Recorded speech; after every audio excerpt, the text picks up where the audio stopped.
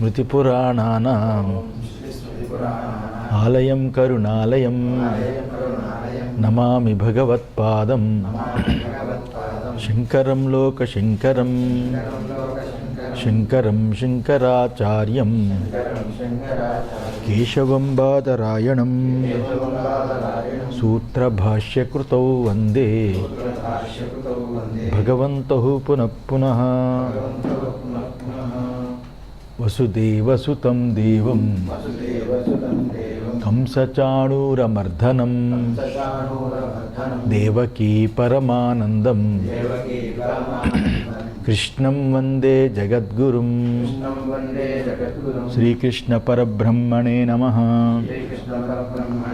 ఊర్ధ్వమూలమదశాఖం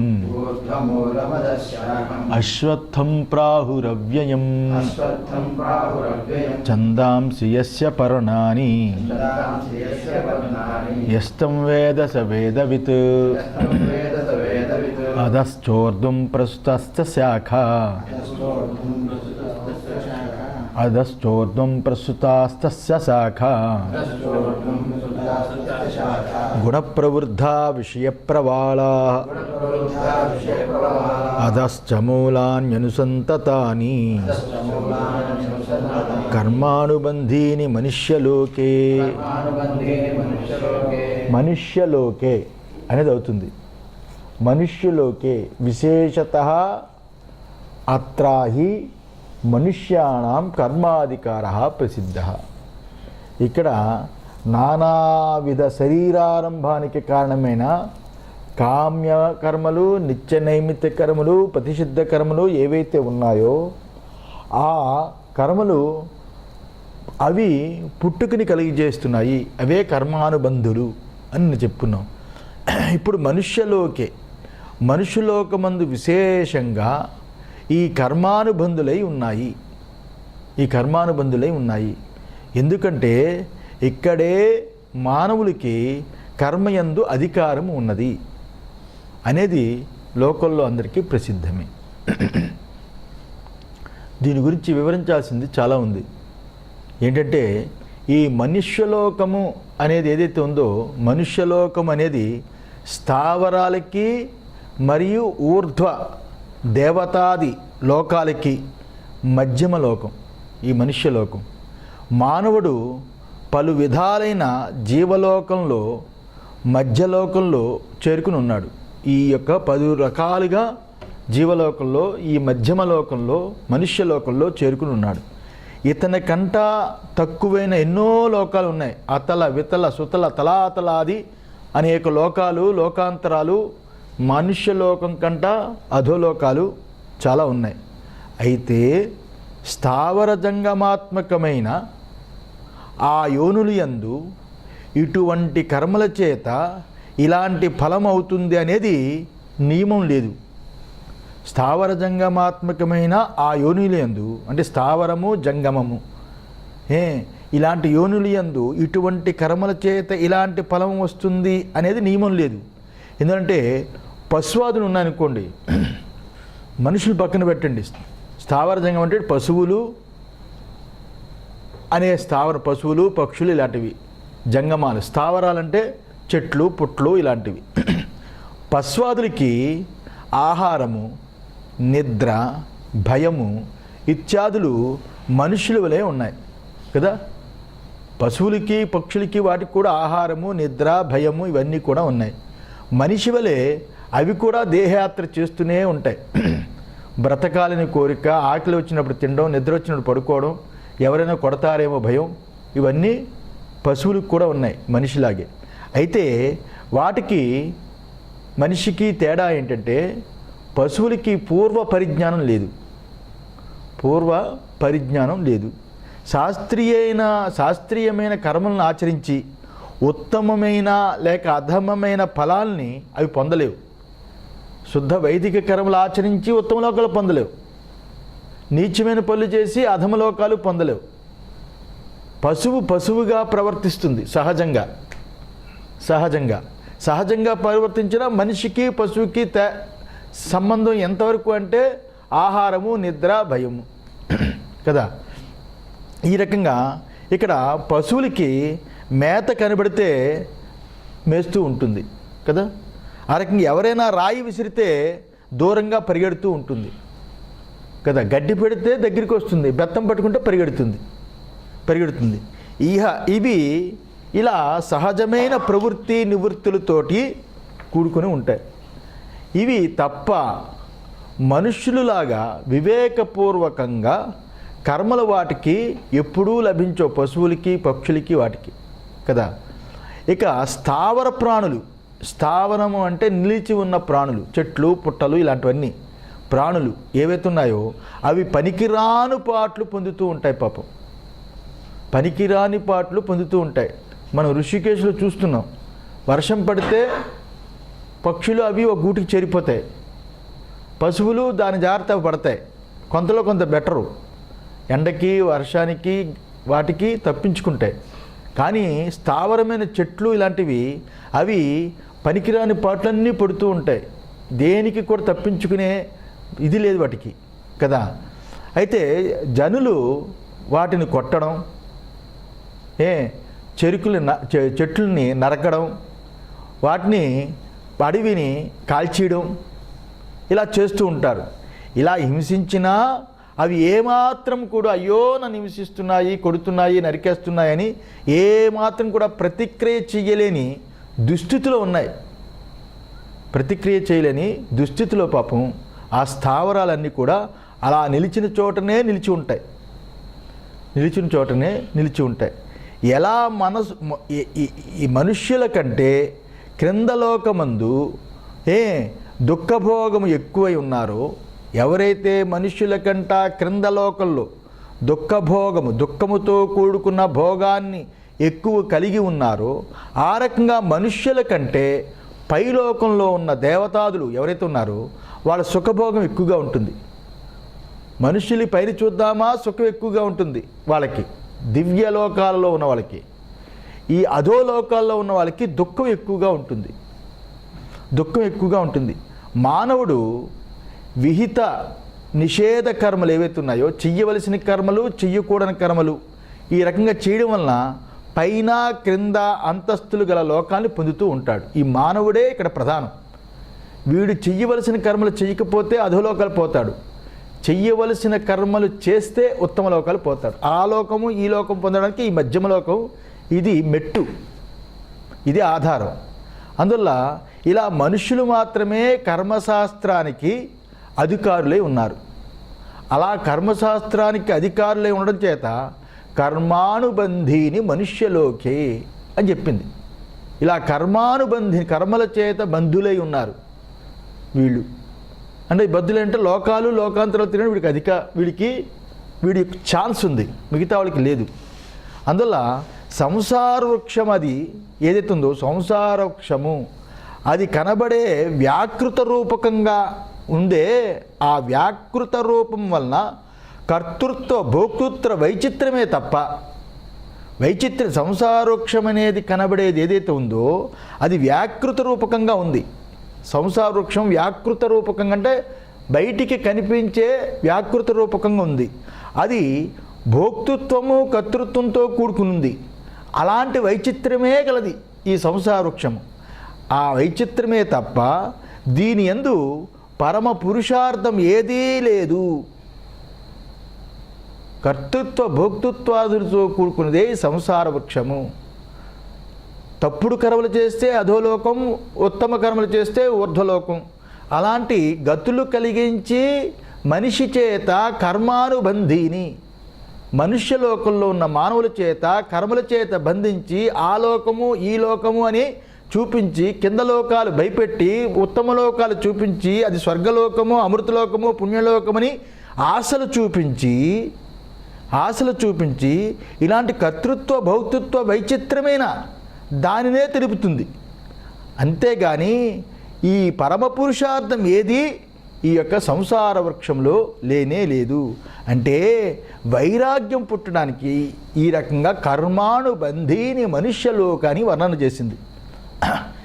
చేసింది. ఇక్కడ నీచకర్మల లోకాలు ఏదైతే ఉందో అది ఎందుకు వివరించింది? జాగ్రత్త కొరకు. ఎందుకంటే మనిషి తెలుసుకోవాలి, నీ బ్రతుకు దిగజారితే క్రిందకి వెళ్ళిపోతావు, ఎదిగితే పైకి వెళతావు అనేది జాగ్రత్త పరచడానికి మొత్తం శాస్త్రం అంతా విశదీకరించి మొత్తం అంతా ఓపెన్ చేసి చెప్పింది. అయితే పాపకర్మ ఫలము ఇలా స్థావరాంతమైన దుఃఖప్రధానమైన జన్మనిస్తుంది అని చెప్పింది, జన్మనిస్తుందని చెప్పింది. ఇలాగే దేవలోకం ఏదైతే ఉందో, దేవలోకము ఆ యొక్క దేవలోకం మొదలుకొని ఇంద్ర కిన్నెర యక్ష ఇలాంటి లోకాలు ఏవైతే ఉన్నాయో ఆ లోకాలన్నీ కూడా సుఖప్రదమై ఉన్నా అవేవీ నిత్యము కాదని కూడా చెప్పింది. క్షీణే పుణ్యే మత్స్యలోకం విశంతి. మనిషి యొక్క పుణ్యం క్షీణిస్తే ఆ దేవలోకం మొదలుకొని మిగతా ఉత్తమ లోకాలన్నీ కూడా మళ్ళా జన్మనిస్తుంది, మళ్ళా దిగిపోతాడు కిందకి అని చెప్పింది. అయితే మనిషికి మాత్రము కర్మ జ్ఞానములు యందు ముఖ్యమైన అధికారం ఉందని చెప్పింది. నువ్వు జ్ఞానం తెలుసుకుంటావా ఆ లోకాల నుంచి తప్పిపోతావు, జ్ఞానం తెలుసుకోలేదా కర్మానుబంధుని అయిపోతావు, కర్మానికి బంధం కలిగిన అవుతావు. అందులో ఇలా ఇది మనిషికి మాత్రమే ఉందని చెప్పడానికి ఈ కర్మానుబంధీని మనుష్యలోకే అని ట్రస్ట్ చేసి మనుష్యలోకే అని విశేషణాన్ని ఇక్కడ చెప్పింది. అయితే చెప్పనవసరం లేదు కదా, మనుష్యలోకే అని విశేషణాన్ని తెలిపింది. ఇది గుణత్రయ ఉపాధి కలవాళ్ళు ఎవరైతే ఉంటారో వాళ్ళు బ్రహ్మ మొదలుకొని ఇంద్రుడి వరకు అవిద్యాకల్పితమని, ఆ లోకాలు కూడా అవిద్యాకల్పితమే అయ్యున్నదని, మాయాకార్యమని చెప్పింది. పోనీ ఉత్తమ లోకాలు ఏవైతే ఉన్నాయో ఇంద్రాదులు ఎంత గొప్పవాళ్ళు అది ఇది అంటే, ఒక ఇంద్రుడు ప్రజాపతి దగ్గరికి వెళ్ళి బ్రహ్మ విద్య నేర్చుకున్నాడు. ఇంకో కల్పంలో ఇంద్రుడు ఒక ఋషి పత్నిని చేయి పట్టుకున్నాడు కామం చేత. ఇలా ఇంద్రాది దేవతల్లో కూడా భోగము ఇలాంటివన్నీ ప్రేరేపించబడి ఉన్నాయి. వాళ్ళేం తక్కువ కాదు, వాళ్ళు భోగలాలు. అసలు పరస్త్రీని చేయి పట్టుకున్నాడు. అందులో ఈ రకంగా చూసినప్పుడు గుణత్రయ ఉపాధులు ఏవైతే ఉన్నాయో బ్రహ్మ మొదలుకొని ఇంద్రుడి వరకు కూడా ఉన్నాయి, ఇంద్రుడి వరకు కూడా ఉన్నాయి. మనం పురాణాలు చూస్తుంటే ఆ రకంగా ఆ ఇంద్రుడి వరకు బ్రహ్మ మొదలు వరకు ఆ ఉపాధులు గుణత్రయంతో ఉండడం కాకుండా అవన్నీ అవిద్యాకల్పితమని కూడా చూపించింది శాస్త్రం. అవి కూడా అవిద్యాకల్పితమే, అజ్ఞానము చేతనే. నేను జీవుణ్ణి అనుకొని ఎవడైతే శుద్ధ వైదిక కర్మలు చేస్తూ చేస్తూ చేస్తూ ఉంటాడో ఆ జీవత్వ భ్రాంతి చేతే కలిగే లోకాలు కాబట్టి అది అవిద్యాకల్పితమైనవి ఆ లోకాలు. ఆ లోకాల్లో కూడా అవిద్యాకల్పితమై ఉండడం చేత అవి మాయాకార్యములను కూడా చెప్పింది. అవన్నీ కూడా నామరూపాత్మకమైన కార్యములే. లోకాలు, లోకాంతరాలు, అక్కడున్న భోగాలు అన్నీ కూడా నామరూపాత్మకమైన మాయాకార్యములే. ఈ మాయాకార్యాలకు ఎందుకు తగులుకున్నాడు? నామరూపాత్మకమైన ఆ భోగాలకు ఎందుకు తగులుకున్నాడు? అవిద్య. అవిద్య ఎందుకు కలిగింది? జీవత్వ భ్రాంతి చేత, జీవత్వ భ్రాంతి చేత అని చాలా విశేషంగా శాస్త్రాలన్నీ చెప్పాయి. ఇలా కర్మోపాసనలు వాటి ఫలాలు ప్రతిపాదించిన వేదవాక్యాలు ఏవైతే ఉన్నాయో, ఇంత కదా వేదవాక్యం చెప్పింది, ఎందుకంటే ఎక్కువ చెప్పిందా? ఇలా కర్మోపాసన చెప్పింది, వాటి ఫలాలు చెప్పింది. ఇలాంటి కర్మోపాసనలు ఫలాలని ప్రతిపాదించిన వేదవాక్యాలు సంసార వృక్షానికి పర్ణములు అని చెప్పింది ఈ శ్లోకం. సంసార వృక్షానికి పర్ణములు అంటే ఆకులు అని వర్ణించింది. ఈ వేదవాక్యాలంటే ఈ వేదమంతా కూడా సంసార వృక్షానికి ఆకులు అని వర్ణించింది. అందువలన ముముక్షువైన వాడు వటము అంటే తెలుసు కదా, లేకపోతే అశ్వత్థము అంతే కదా, అశ్వత్థము యొక్క ఆకుల వలె ఆ వేదవాక్యాల్ని వదిలిపెట్టి, ఆ వేదవాక్యాల్ని వదిలిపెట్టి ఎవరైతే ముముక్షు అనేవాడు వైరాగ్యము చేత జ్ఞానవాక్యాల్ని పొందాలి, ఆ జ్ఞానవాక్యాల్ని పొందినప్పుడే ఈ రకంగా అవిద్యామాత్రమైన అవిద్యాస్వరూపమైన ఉత్తమ లోకాలు కానీ, అధోలోకాలు కానీ, మధ్యమ లోకాలు కానీ వీటి నుంచి తప్పించుకోవాలి అంటే ఆ వేదవాక్యాలను వదిలిపెట్టి వైరాగ్యము చేత జ్ఞానాన్ని తెలుసుకోవాలని ఆ వేదమే కర్మకాండ భాగాన్నంతా ప్రక్కకు పెట్టి ఆ వేదమే జ్ఞానకాండ అనే దాన్ని చూపిస్తూ సూచించింది. అందుకే భగవంతుడు కూడా 7వ అధ్యాయం 14వ శ్లోకంలో 7వ అధ్యాయం 14వ శ్లోకంలో దైవీ ఏషా గుణమయీ మమ మాయా దురత్యయ మామేవ ప్రపద్యంతే మాయామే తాం తరంతితే అని 7:14లో చెప్పాడు. అంటే భగవంతుడు సంబంధముతో కూడుకున్న గుణమయి అయినా నా మాయ దాటడం చాలా కష్టం. దైవీ ఏషా గుణమయీ మమ మాయా దురత్యయ. ఎంత అద్భుతంగా చెప్పాడు. భగవత్ సంబంధం నా వలనే గుణములు పుడుతున్నాయి. ఎందుకంటే సత్తు చేతనే జగత్తు పుట్టింది, అసత్తు చేత కాదు, ప్రధానం చేత కాదు, పరమాత్మ చేతనే, సత్తు చేతనే. అందువల్ల భగవంతుడి యొక్క సంబంధమైన గుణమయ అయిన నా మాయ దాటడం చాలా కష్టం. ఈ వేదవాక్యాలు, కర్మకాండలు, ఆశలు, రెమ్మలు, కొమ్మలుతో కూడుకున్న జీవుడు ఈ దుఃఖి స్వరూపమైన శరీరాన్ని మోస్తూ ఇక్కడ తాపత్రయాలతో పడుతూ ఇంకొక తాపత్రయం ఏంటంటే స్వర్గాది లోకాలు కావాలి, పుణ్యలోకాలు కావాలని శరీరాన్ని, మనసుని, ఇంద్రియాలని శుష్కింపచేస్తూ ఆ లోకాలు పొందిన మళ్ళా ఆ లోకాలు రీత్యా మనుష్యలోకమనే అధోలోకానికి, మధ్యమలోకానికి రావాలి తప్ప ఇంకా వేరే గతి లేదు. మమ మాయా దురత్యయ అని చెప్పాడు. చెప్పి మామేవ ప్రపద్యంతే మాయామే తాం తరంతితే అన్నాడు. అంటే నన్ను ఆశ్రయించిన వాడు ఎవడైతే ఉంటాడో అలాంటి వాడు నా మాయని దాటగలడు అని చెప్పాడు. అంటే నువ్వు కర్మలు చెప్పినా కర్మానుబంధీని రూపకంగా ఉన్న వేదవాక్యాలు ఏవైతే చెప్పాయో వాటిని వదిలి ఆ శ్రద్ధని వైరాగ్యం చేత నా విషయం ఏ యొక్క జ్ఞానకాండలో చెప్పిందో ఆ జ్ఞానకాండలో ఉన్న విషయాన్ని పదే పదే పదే పదే నీ మనసులో నెమరవేస్తే అప్పుడు ఈ మాయని దాటగలవు. అంతే కదా, అప్పుడు ఈ మాయని దాటగలవు. అని ఈ మాయని దాటడము కష్టమే అయినప్పటికీ అప్పుడు భగవంతుడు ఏమన్నాడు 18వ అధ్యాయంలో పూర్తి స్థాయిలో భరోసా ఇచ్చాడు. మాయలు చెప్పలేదు, మర్మాలు చెప్పలేదు, ఏ రకమైన లౌక్యము చేయలేదు, ఏమీ చెప్పలేదు.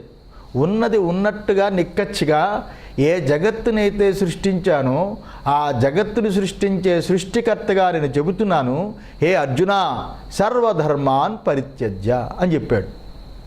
సర్వధర్మాన్ పరిత్యజ్య అన్నట్లు సర్వసంగ పరిత్యాగి అయి, అంటే సర్వధర్మాల్ని వదిలిపెట్టి సర్వ ధర్మాధర్మములతో కూడుకున్న పాపపుణ్యములతో కూడుకున్న సర్వధర్మాల్ని వదిలిపెట్టి మాయావి స్వాత్మభూతుడైన నన్ను సర్వాత్మగా ఎవడైతే ఆశ్రయిస్తాడో, ఏకాత్మగా ఎవడైతే ఆశ్రయిస్తాడో, సర్వధర్మాన్ పరిత్యజ్య మామేకం శరణం వ్రజ, ఏకాత్మగా ఎవడైతే నన్ను ఆశ్రయిస్తాడో వాడు సర్వభూతాల్ని మోహింపచేసే ఈ మాయని దాటగలడు. ఇంకెవ్వరూ ఈ మాయని దాటలేరు అని సంసార బంధం నుండి ముక్తులవుతారని చెప్పాడు. దాటగలంటే సంసార బంధం నుండి, కర్మానుబంధీని అన్నా సంసార బంధీని అన్నా ఒకటే. ఇలాంటి కర్మానుబంధీని రూపమైన సంసార బంధం నుండి ముక్తులవుతారు. ఇక్కడ గుణత్రయమైన ప్రకృతిని మమ మాయా దైవీ ఏషా గుణమయీ మమ మాయా అన్నాడు కదా. ఇక్కడ గుణత్రయమైన ప్రకృతిని, సత్వ రజస్తమో గుణములతో కూడుకున్న ప్రకృతిని మాయగా చెప్పాడు. ఆ గుణములనే మాయని దాటడం కష్టము. ఆ గుణాలనే మాయగా చెప్పాడు. ఆ మాయగా చెబుతూ దానిని దాటు సామర్థ్యము ఏదైతే ఎలా ఉంటుంది, దాన్ని ఎలా సాధించవచ్చు, ఎలా దాటచ్చు అనే సామర్థ్యాన్ని ముముక్షువుకి ఉపదేశించాడు ఆ శ్లోకంలో. అందువలన ఈ మాయా అనే రూపంతో కూడుకున్న ఈ గుణమయిని అవిద్య అధ్యారోపితమని, మాయ అంటే నామరూపాలతో కూడుకున్న జగత్తు, ఆ జగత్తు పుట్టడానికి గుణాలే కారణము. గుణాలతో కూడుకుని జగత్తు ఎప్పుడూ గచ్చతీతి జగత్తు, అది కదిలిపోతూ ఉంటుంది. ఆ కదలికల్లో మనము కదిలిపోతూ ఉంటాము, సంసారంలో చిక్కుపోతూ ఉంటాము. అలాంటి ఇది ఏదైతే ఉందో మాయాగుణమని, అది అవిద్య అధ్యారోపితమని మమ మాయ అనడం ద్వారా భగవంతుడి యొక్క ఆయన యొక్క స్వరూపాన్ని ఇక్కడ చెప్పినట్టుగా అయ్యింది. మాయకు వేరుగా ఉన్నాడని, ఆయన పట్టుకుంటే మాయ దాటిపోతామని ఈ రకంగా చెప్పినట్లుగా అయ్యింది. అంటే మొత్తానికి మనుష్యలో కర్మానుబంధీని మనుష్యలోకి అంటే ఆ మనుష్యలోకమనే కర్మానుబంధీనికి చిక్కుడి ఉంటాడు. వాడిని దాటాలంటే నేను 7-14 కోట్ చేసి చెప్పాను, ఇలా దాటాలి అని. అర్థమైందా? కర్మానుబంధీని తెలియాలి కదా. ఎందుకంటే ఊర్ధ్వలోకాలేంటి, అధోలోకాలేంటి, మధ్యమలోకాలు వాళ్ళు చేసే పని ఏంటి, వీళ్ళే వెళతారా ఇటు అటు? వీళ్ళే క్రిస్టియన్లో మారినా, ముస్లింలో మారినా హిందువులే. క్రిస్టియన్స్ పెరిగిపోతున్నారంటే ఎవరు పెరుగుతారు? హిందువుల్లో ఉన్న వాళ్ళే క్రిస్టియన్గా మారుతారు. అక్కడ జనాభా పెరుగుతుంటారు, ఇక్కడ మైనార్టీలు పడుతూ ఉంటుంది. ఆ రకంగానే మనుషులే స్వర్గలోకానికి వెళుతుంటారు, వెళ్ళే వాళ్ళందరూ మనుషులే. అధోలోకాలకి పోతూ ఉంటారు, వెళ్ళే వాళ్ళందరూ మనుషులే. ఈ మనుషులే అక్కడికి ఇక్కడికి వెళుతూ ఉంటారు అని చెప్పింది. ఇది విషయం. ఇక 3వ శ్లోకం, దాని యొక్క చిన్న ఇంట్రడక్షన్ చెప్పి ప్రారంభిస్తా. వేదము అధ్యయనం చేసి, వేదాన్ని పూర్తిగా అధ్యయనం చేసి దాని అర్థాన్ని తెలుసుకున్నవాడు పండితులైన పురుషులు కూడా, పండితులైన పురుషులు వేదాన్ని పూర్తిగా అధ్యయనం చేశారు, 4 వేదాలు చేశారు, వేదార్థాన్ని తెలుసుకుని విద్యారణ్య భాష్యం చదివారు, సాభర భాష్యం ఏం చెప్తుందో కూడా తెలుసుకున్నారు, విద్యారణ్య భాష్యం కూడా చదువుకున్నారు. అలాంటి పండితులైన పరమ పురుషులు కూడా అవిద్యా కామ పరతంత్రులై ఉన్నారు. అవిద్యా కామ పరతంత్రులై ఉన్నారు. శరీరము నేను కాదని ఏ వేదాన్ని చెప్పుకొని వాళ్ళు, ఆ ఏ వేదాన్ని నమ్ముకొని వాళ్ళు పండితులని గర్వపడుతున్నారో, ఆ వేదము జ్ఞానకాండలో శరీరము నువ్వు కాదు, జీవుడు నువ్వు కాదు, జీవుడు అయితేనే కర్మలు చెయ్యాలి, నువ్వు జీవుడివే కాదు బ్రహ్మమని చెబుతున్నా ఆ వేదవాక్యాలు మాటలు వాళ్ళ చెవిని పడక వాళ్ళు కర్మ చోదనా ధర్మ కర్మ అనేది చోదనా లక్షణం అంటే కర్మలతో కూడుకున్నది వేదము. వేదము కర్మలు చెయ్యాలి, క్రియార్థత్వాత్ క్రియలనే చెబుతుంది. ఇలాంటి మాటల చేత వాళ్ళు జీవత్వ భ్రాంతితో ఉండి, అలాంటి వాళ్ళు కూడా శరీరమేని అనుకొని కంకణాలు, స్వర్ణ కంకణాలు, ఈ డబ్బు ఏ రకంగా ఒక సామాన్యుడు, ఒక ఇంజనీరు, ఒక డాక్టరు, ఒక వ్యాపారి ఏ రకంగా డబ్బు డబ్బు డబ్బు డబ్బు అని దానితో పరితపిస్తున్నాడో, వాడికంటా వీడికున్న ఎక్స్ట్రా ఏంటంటే పరలోకం ఉంది, ఆ లోకాన్ని పొందాలని ఒక కించిత్ ఆలోచన ఉంది. కాబట్టి పరలోకమైనా, ఏ లోకంలో డబ్బు ఐశ్వర్యము అయినా ఏదైనా అది అవిద్య అజ్ఞాన కార్యము అని తెలియక వాళ్ళు కూడా అవిద్య కామ పరతంత్రులై పొగడతలతో కూడుకున్న వాక్యాల చేత సంసార వృక్ష ఫలాల యందు వాళ్ళు తీవ్రమైన కోరికలు కలిగి ఉన్నారు. తీవ్రమైన కోరిక కలిగి ఉన్నారు. దృష్టముల యందు అంటే కనిపించే వాటి యందు, అదృష్టముల యందు కనిపించని స్వర్గాది లోకాల యందు, ఇలాంటి స్వర్గాది లోకాల యందు వాటి సుఖాల యందు రమ్యత్వాన్ని వర్ణిస్తూ ఉంటారు. వాళ్ళు రమ్యత్వాన్ని వర్ణిస్తూ ఉంటారు. వాటి యొక్క నిత్యత్వ బుద్ధితో కూడుకుంటారు, నిత్యత్వ బుద్ధితో కూడుకుని ఉంటారు. అలాంటి మోహితులై ఉన్నారు. వాళ్ళు అంతటితో ఊరుకోకుండా వాళ్ళు భ్రమించి, వాళ్ళు భ్రమలో పడి వాళ్ళు చెబుతారు. 2 అధ్యాయంలో 42వ శ్లోకంలో భగవంతుడు చెప్పాడు, యామిమాం పుష్పితాం వాచం ప్రపద్యంతి విపశ్చితః. అంతే కదా, యామిమాం పుష్పితాం వాచం. వాళ్ళ మాటలు ఎలా ఉంటాయంటే పుష్పించిన పుష్పాల వలె ఉంటాయట, చిలక పలుకులు. ఉపన్యాసాలు వింటూ ఉంటాం కదా భక్తి ఛానల్ అన్నింటిలో, వాళ్ళ మాటలు ఎలాగ ఉంటాయంటే పుష్పించిన పుష్పాల్లా ఉంటాయట.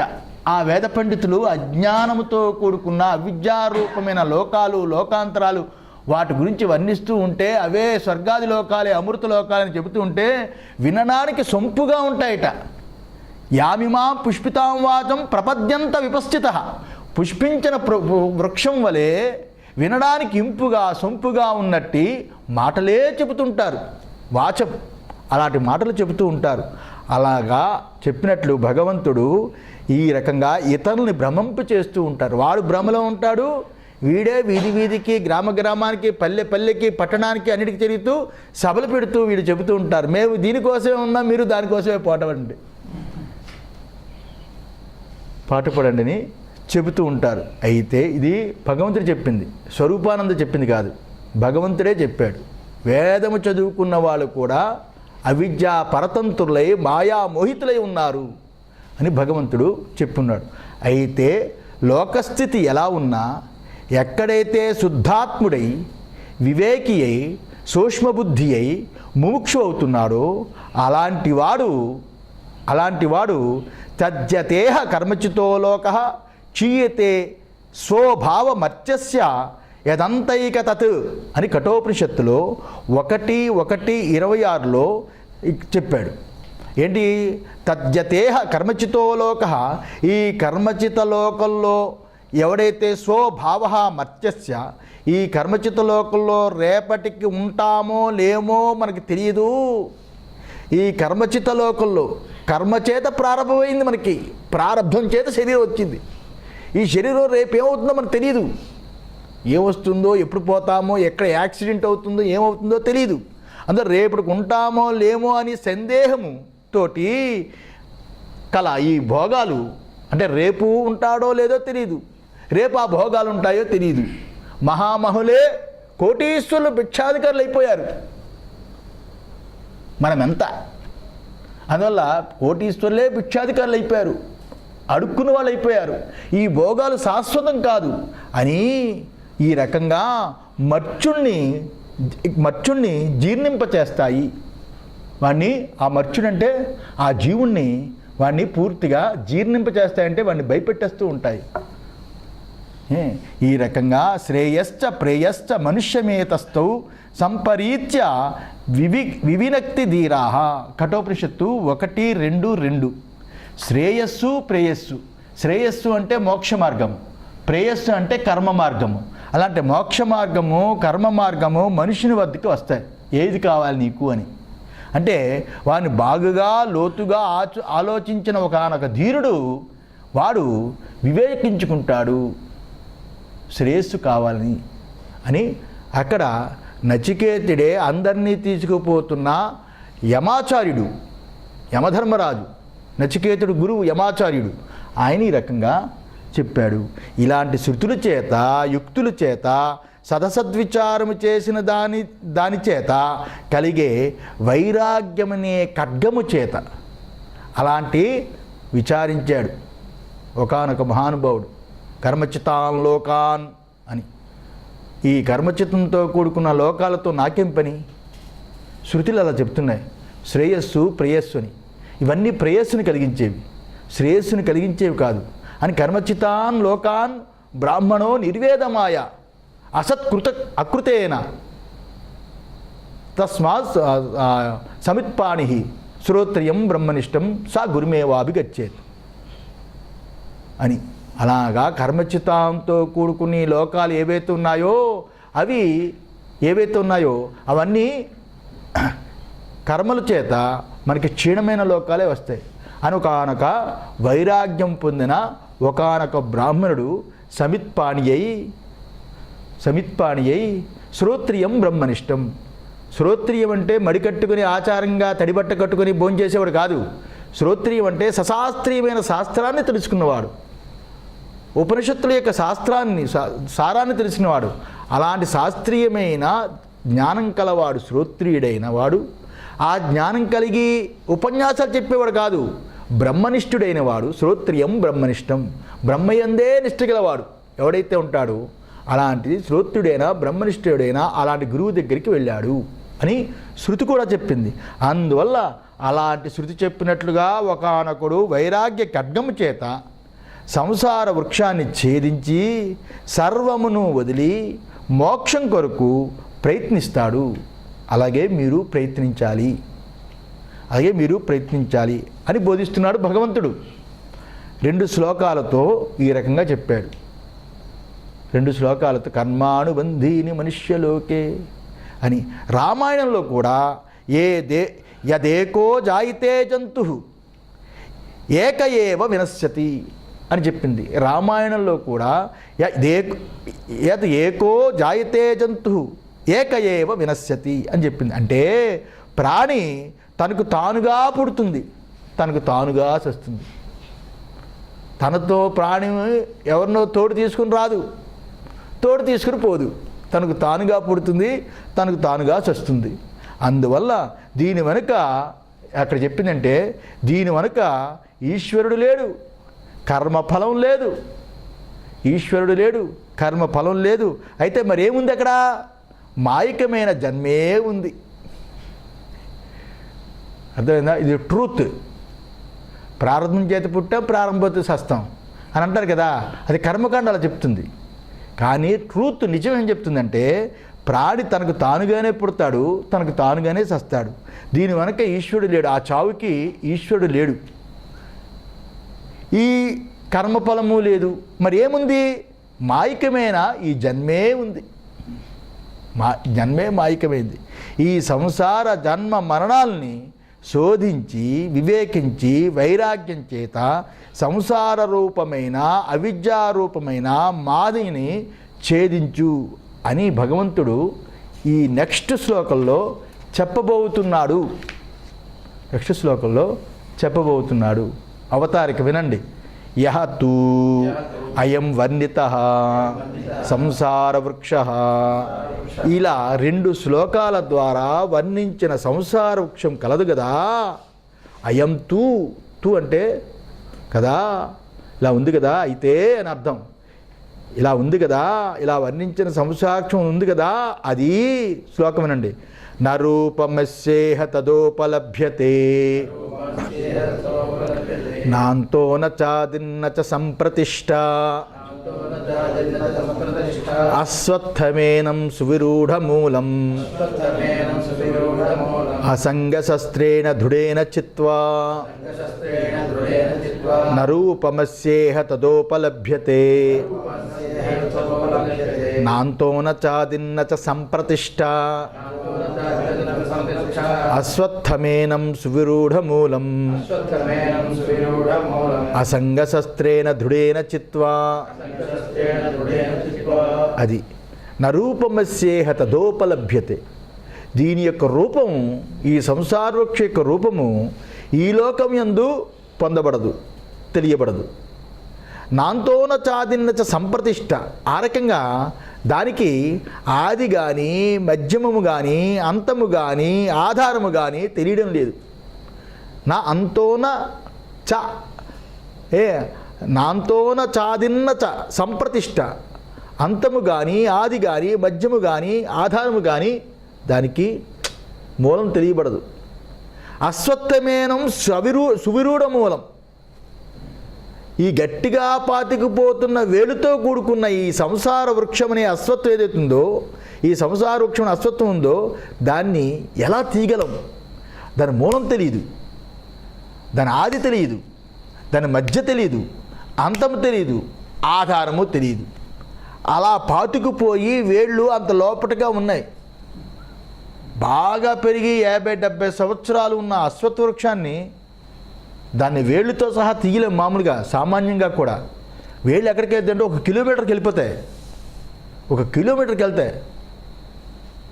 మన వేళ్ళు ఎంత వచ్చి హుద్హుద్ తుఫాన్కి అది ఏ చెట్టు అది కాదు, కదంబం. కదంబం ఎక్కడికి వచ్చింది? ఆ చివరికి వచ్చేసింది వేరు, కదంబమే. అదెంత, దాని జన్మ 10 సంవత్సరాలు అయింది. 70-80 సంవత్సరాలు ఉన్న అశ్వత్థ వృక్షం కిలోమీటర్ వెళ్ళిపోతూ ఉంటుంది. ఎక్కడ ఉంటుందో దాని మూలం తెలియదు. ఇక్కడ కట్ చేస్తే అది అక్కడికో వెళ్ళి మళ్ళీ చిగురించేస్తూ ఉంటుంది.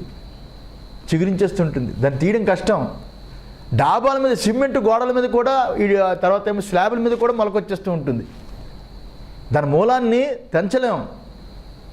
అలాంటి పాతుకుపోతున్న వేళ్ళు గల అలాంటి అశ్వత్థవన వృక్షం అనే వృక్షం లాంటి సంసారము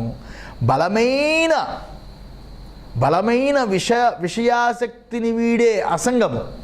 అసంగం అంటే సంగము లేనిది అసంగం.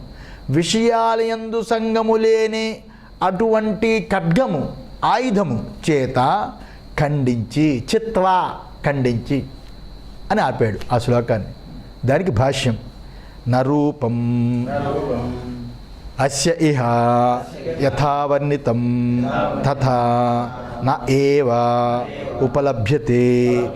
నరూపం అస్య ఇహ యథావర్ణితం తథా న ఏవ ఉపలభ్యతే.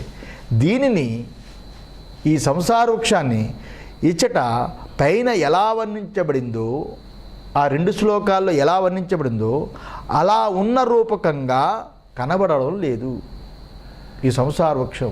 అంతే కదా, పైన ఎంతలా వర్ణించిందో అలా కనబడదు. నరూపమస్యేహ తదోపలభ్యతే. కనబడుతుంది ఆ సంసార వృక్షం. అశ్వత్థ వృక్షం బయట కనిపిస్తుంది. ఆ అశ్వత్థ వృక్షాన్ని నమూనంగా తీసుకుని మీ సంసార వృక్షం ఇలా ఉంటుందని శాస్త్రం చెప్పింది. అంటే ఇదో వృక్షం అని అనుకోకూడదు, ఇదో కవుల్లాగా వెంట్రుకలు ఆకులని, ఇలాగేదో ఇష్టం వచ్చింది వెంట్రుకలు వేళ్ళని, ఇది పైకి ఉందని వర్ణిస్తుంటారు, కాళ్ళు కిందన ఉన్నాయి ఇలాగా. ఇది కాదు, సంసార వృక్షం అవ్యక్తంగా ఉంది, అశ్వత్థ వృక్షం వ్యక్తంగా ఉంది. వ్యక్తంగా ఉన్న అశ్వత్థ వృక్షాన్ని నమూనంగా తీసుకుని మనకు అర్థం అవడానికి చెప్పాడు. అందువల్ల నిజంగా చెప్పాలంటే ఏదైతే పైన 2 శ్లోకాల్లో వర్ణించిందో దాని యొక్క రూపం, ఆ సంసార వృక్షం రూపం మన కంటికి కనిపించడం లేదు, అనుభవమే కనిపించడం లేదు. ఏ రకంగా కనిపించలేకపోతే ఎలా ఉంది మరి? కనిపించట్లేదంటే స్వప్న మరీచ్యుదక మాయా గంధర్వ నగర సమత్వాత్. ఎలా ఉందంటే కనిపించకుండా అది స్వప్నం ఎలా ఉందో అలాగా. స్వప్నం చూస్తున్నప్పుడు చాలా బాగుంది, పెళ్ళి కాని బ్రహ్మచారికి అక్కడ పెళ్ళైనట్టు, భార్యతో సుఖంగా ఉన్నట్టు, 2 పిల్లలు కన్నట్టు. వాళ్ళకేమో మామగారు వచ్చి వాళ్ళకి, నాయనా నీకు 2 కూతుర్లు పెట్టారు కాబట్టి 10 ఏళ్ళు పోయాక నీకు మళ్ళీ పెళ్ళికి ఇబ్బంది పడకూడదని ఆ రోజే ఫిక్స్డ్ డిపాజిట్ చేసినట్టు, బాండ్లు ఇచ్చేసినట్టు, ఫ్యూచర్ల బాధ కూడా నాకు లేదన్నట్టు ఇవన్నీ కళ్ళు వస్తాయి. మెలకు వచ్చేసరికి బాండ్లు లేవు, ఫిక్స్డ్ డిపాజిట్ లేదు, పెళ్ళి లేదు, పెడాకులు లేదు. ఎంత చూస్తున్నా జాతకం నప్పటం లేదు, కొంచెం దోషం కదా. అది కళలో ఉన్న వ్యవహారం అంతా